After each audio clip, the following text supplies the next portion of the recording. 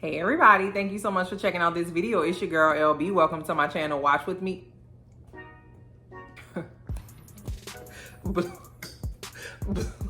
Welcome to my channel, Watch With Me LB, where I give you fun, fresh, and funny ranch reviews and recaps on my favorite movies and TV shows. Me and Blue, let me come up with a new catchphrase. Let's see.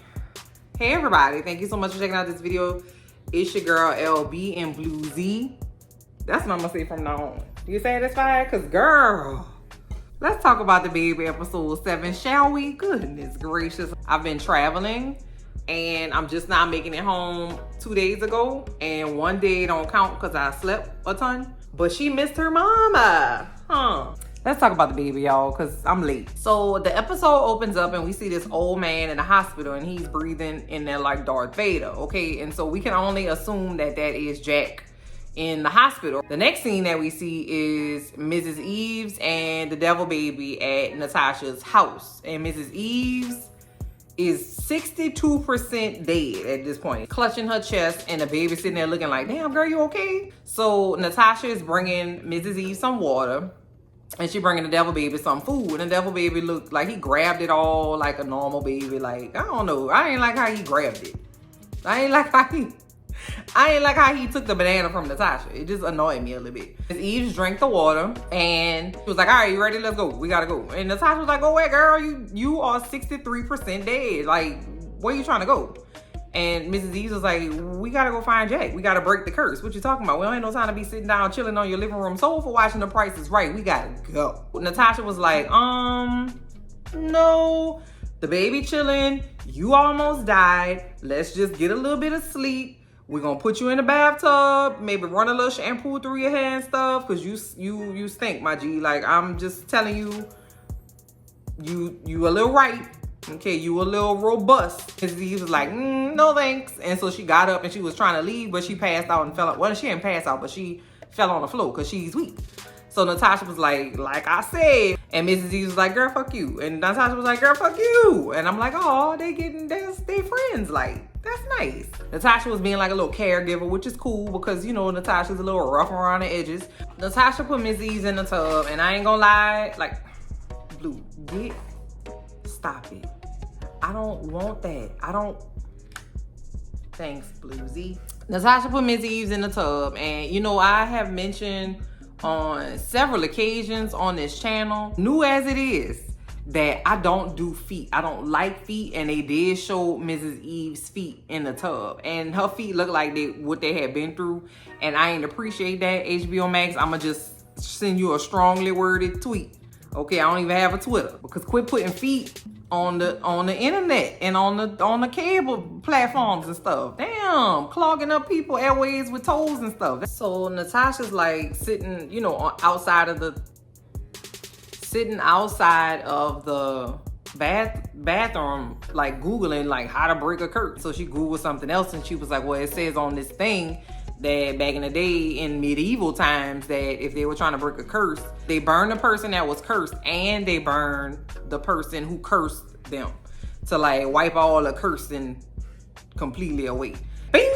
That's what it is. I got to die. Like, I got to burn and he got to burn. So we all got to burn together so we can just rid everybody of this evil, okay? Blue, you had better stop. All right.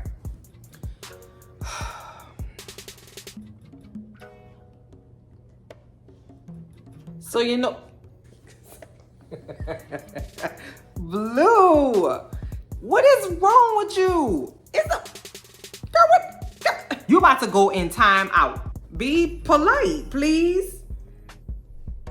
Man, your children will really embarrass you in public. Tasha is being really nice. She's brought Mrs. Eve something to eat. Mrs. Eve's got a fresh outfit on. She don't have them same trousers on from 1967. Them things is probably stiff from all the dirt, okay? Natasha served Mrs. Eves this like puff pastry kind of thing. Natasha takes a flame, like a little kitchen flamethrower thingy, and lights it, like flambés it, brulees it.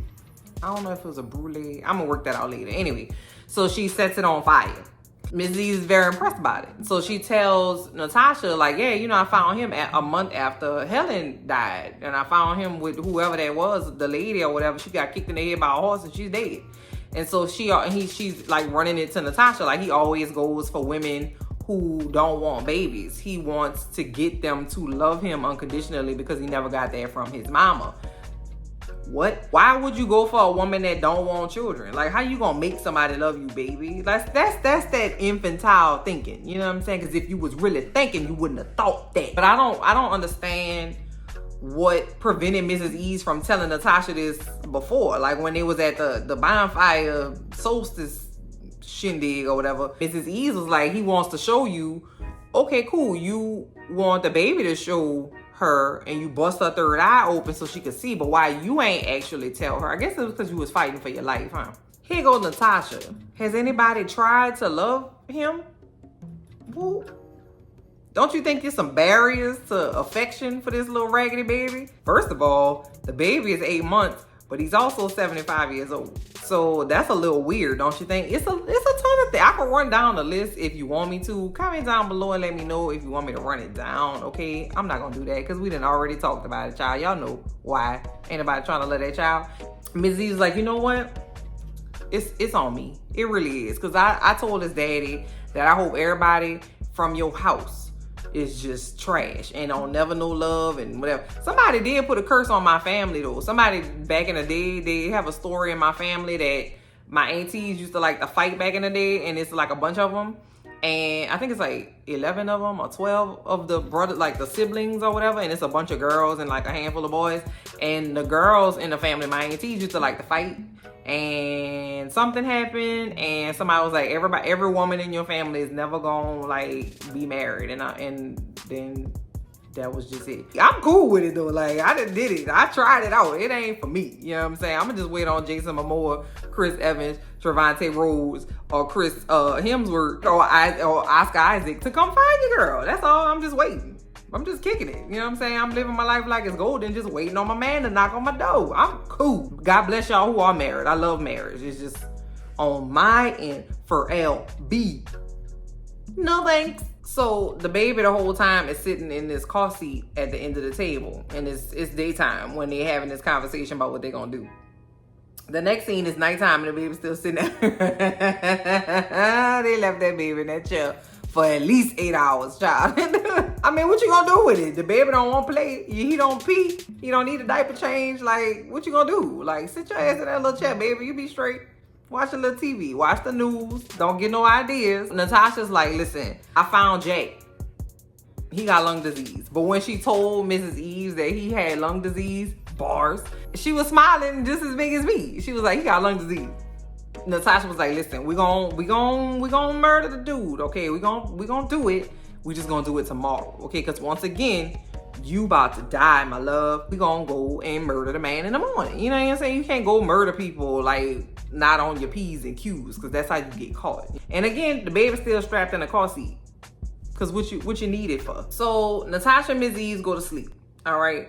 Now Ms. Eves say, bitch, that's enough. So she wake up, put a sweater vest on, pick up the baby, get some gasoline out her truck, get that little flambe blowtorch thing, catch the bus to the hospital where the man is. So she leaves Natasha on the sofa sleeping, and she take the murder baby in a rusty stroller with a can of gas and just smooth walk into the hospital. I don't know what hospital this is, but they need to really rethink their security protocols. So what was interesting though is when she was walking to the, like, up and down the hallways and stuff, the baby's booty fell off, y'all. The booty that child been wearing since 1912, okay, fell off.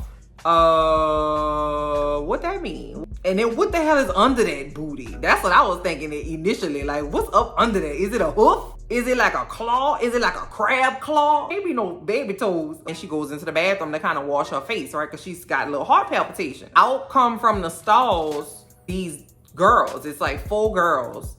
And they all have on shirts that say like "Happy Birthday Daddy" with Jack's picture on them. So Jack done clapped some cheeks down the line when Helen passed away.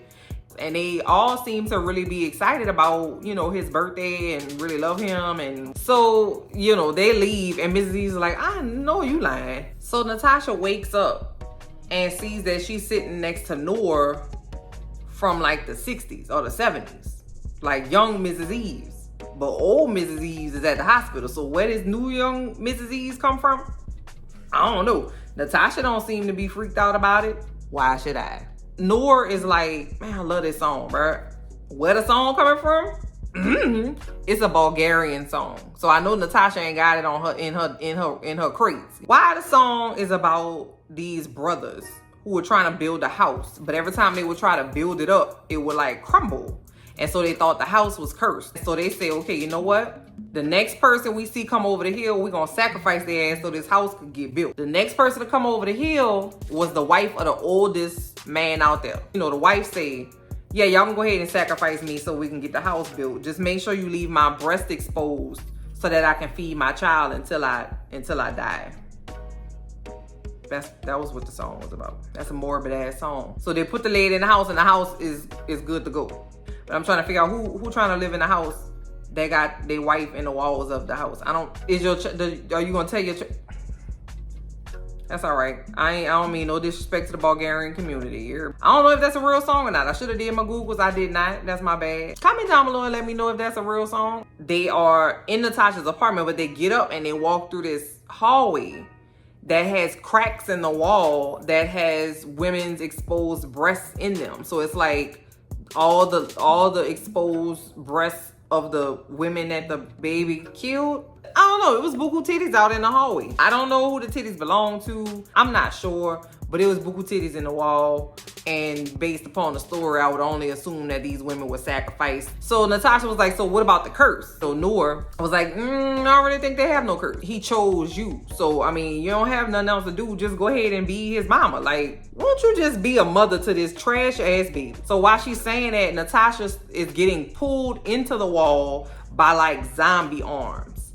And they cover her mouth and her eyes. And it's very creepy. So Natasha wakes up in the middle of the hallway in the floor. So why Noor couldn't put her back on the sofa? Maybe just to mess with a child. Who knows? Natasha wakes up to go to find Mrs. Eves and the baby to tell them that there is no curse. She finds that Mrs. Eves and the baby are gone. So Mrs. Eves is at the hospital, right? And she finds where Jack's room is. And you know, she walks in there, he's already asleep. Ms. Eves don't say nothing. She walks in there and immediately douses that old ass man with gasoline. The man is like, what kind of treatment is this? She starts putting the gas on herself. Hello, Jack. And as soon as she says that, Jack is like, oh, you Helen's friend. Damn, you got a good ass memory, Jack.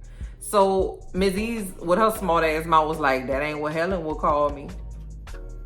Ms. Eve start like fussing and grabbing on Jack and is like, you left Helen and you left me to deal with your mess, blah, blah, blah. And Jack hits her in the head with a flower vase. Now we got some octogenarians on the floor trying to murder each other, okay? It reminded me of that show on the ID channel called Elder Skelter. Jack takes his little oxygen tube off and gets on Mrs. Eve's back and is strangling her. He have a heart attack and died flatline on the floor. Mrs. Eve's completely freaking out. She's like, no, I had to do it. I had to be the one to do it. And Natasha comes in and is like, sis, you a macadamia, okay? It is no curse, okay? Don't burn yourself up. The man dead and it's because he was old and sick. It's not because it was a curse. Everything is, you know, that's not, you got it all wrong. And all you got to do to stop him is to give him what he wants. I don't negotiate with terrorists. Ms. Eve's on the floor trying to convince Natasha to not be stupid. Okay, the devil gonna do what the devil do. Natasha leaves Ms. Eve's on the floor covered in gas and tulip petals and say, it was nice to meet you. Pick up the baby and leave. Then she says, mama's coming to take you home, to the baby as she walking down the hallway. And the baby look like shit. So in the hospital, it was literally nobody around. And as soon as she says, mama gonna take you home, to the murder baby and leaves out the hospital start popping, okay? People start coming all out the room, nurses checking charts, people getting IVs, people going to visit people. It's all kind of commotion and stuff happening. How does the murder baby have control over all this? And I really feel like at this point we're not gonna get an answer because the show over with. Like the show is over with on Sunday. I still don't know. How is Mrs. Eves at the hospital and on the sofa? How is Mrs. Eves old at the hospital but young on the sofa in the same day at the same time? How does the baby control other people that the baby don't have nothing to do with? The baby wants motherless women. Why is the baby able to control this man and his son over here? Nobody's giving me like a logistical like blueprint to how this works. And that's where the episode ends, okay? So the episode was cool. It was a cool episode. I don't know how it's gonna end, but I don't think it's gonna end up good for Natasha. But my predictions are that she just prolonged her death. And that's tragic too, man, because she had a skill set. She was a chef and stuff. She had a fire-ass little accent. She had some nice natural hair, you know what I'm saying? I'm gonna feel bad when she died. I ain't gonna be surprised though, I know that. So comment down below and let me know what you thought of this episode. I'm gonna talk to y'all later. Bye. Meow, meow, meow.